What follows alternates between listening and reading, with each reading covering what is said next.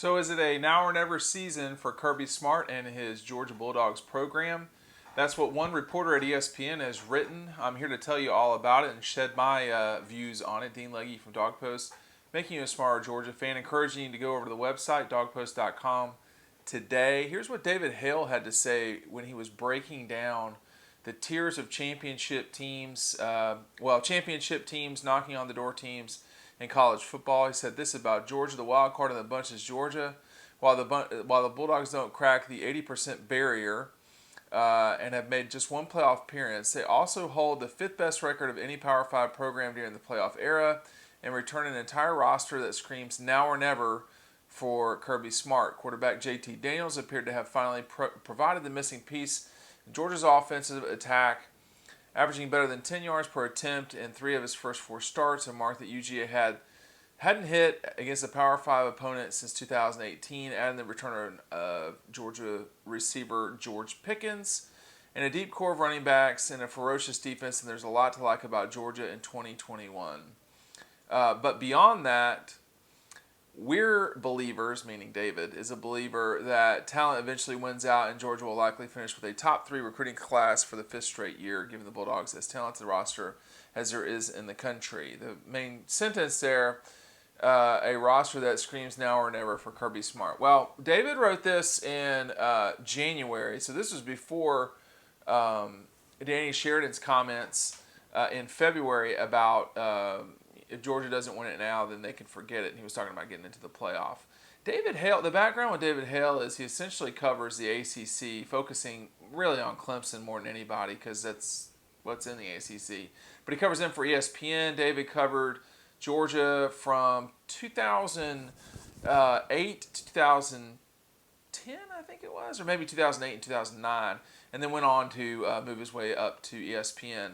And so I know David a little bit, and I think that's one way to put it. Now or never, I think, is his way of saying, hey, this is a really good roster. I don't know that I would say now or never.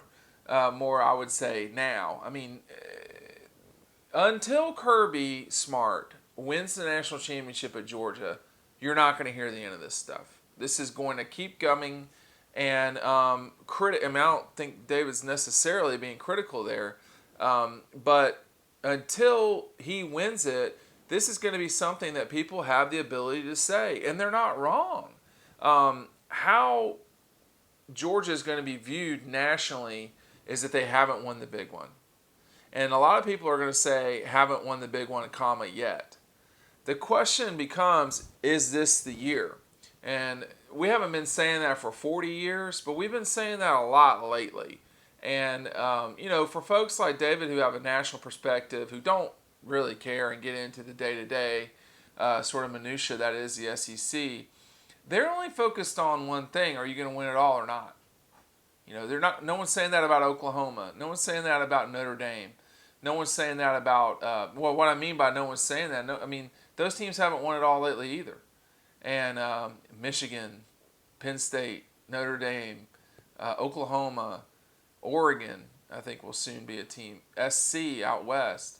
There's a lot. Texas. There's a lot of teams, but Georgia and Oklahoma are the two that I think you really kind of got to focus on moving forward. The championship favorites, what he calls Tier 1, and I think David's right here. He calls Alabama, Clemson, Georgia, Ohio State, and Oklahoma.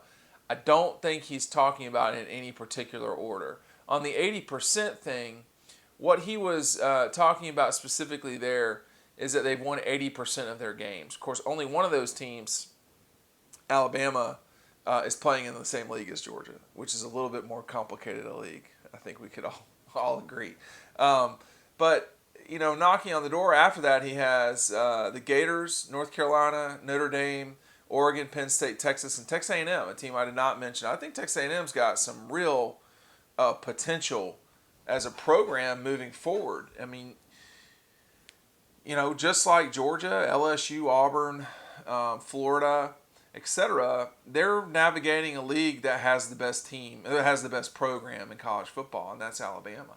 So David then says that he's got Tier 3, which is, I think this is smart. Teams will spend a lot of time making the case for who won't actually make the playoff. And I don't see right now any of these teams making it.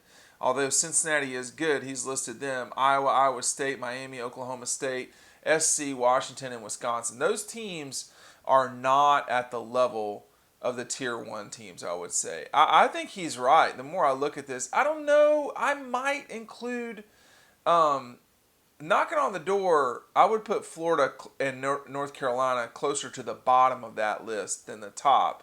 And I think A&M as a program is probably closer to tier 1 than the others. He also goes on to say that high ceiling, low floor: Arizona State, Auburn, Louisville, LSU, Michigan, Ole Miss, Central Florida, and UCLA. I would not have LSU in that area. I would have them in the knocking on the door. And maybe I have too much respect for what LSU can do, but I know, I mean, I've seen 3 different coaches this century win the national championship at LSU. 3 in 17 years. That is something Georgia should be doing.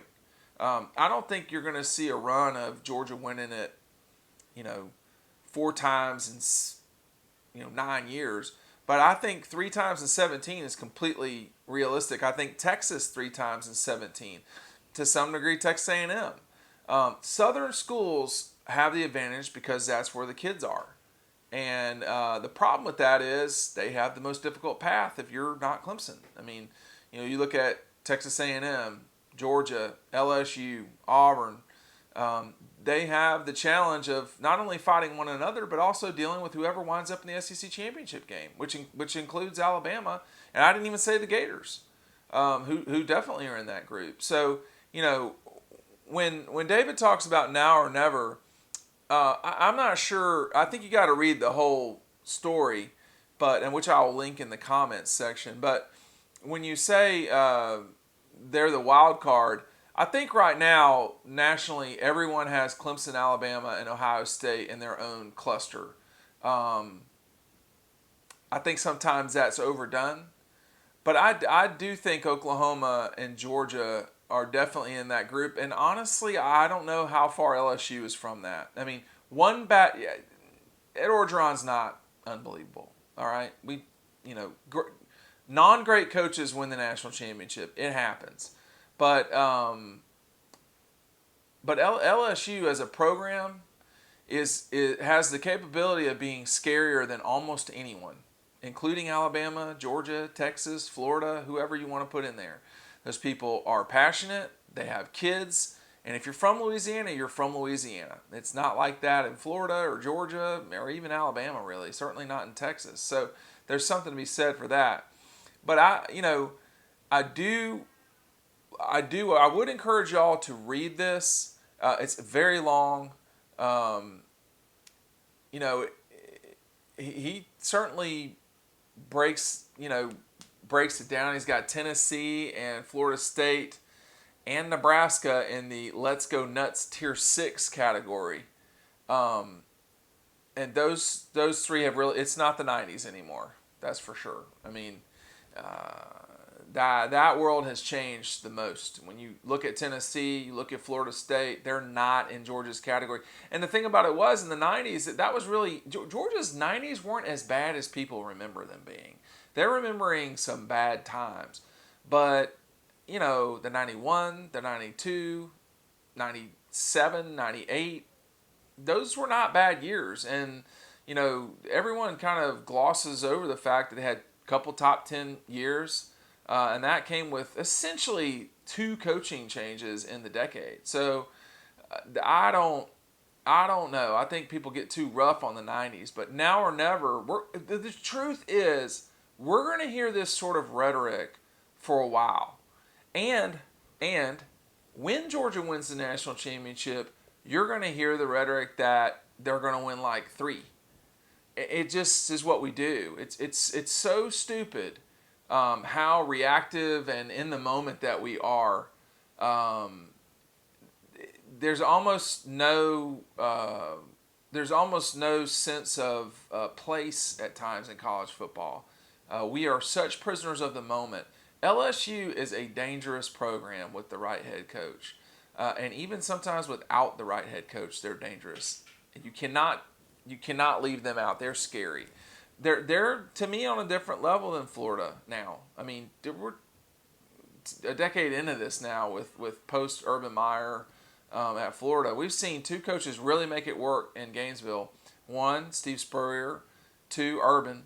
It remains to be seen if Dan Mullen will be in that category. Those two guys won national championships. Right now, I'm having a hard time believing Dan Mullen's going to win the national championship at Florida, but you're at Florida. It's a very difficult conference, but you're at Florida. You can totally win it. Same thing applies for Georgia. And in a way, right now, with the way that they've got the right coach for this moment, that's what it feels like at Georgia too, but it's up to Kirby to do it. Check out the website, dogpost.com. We've got a playlist up here for you. We'll see you over on the website. Thanks for watching.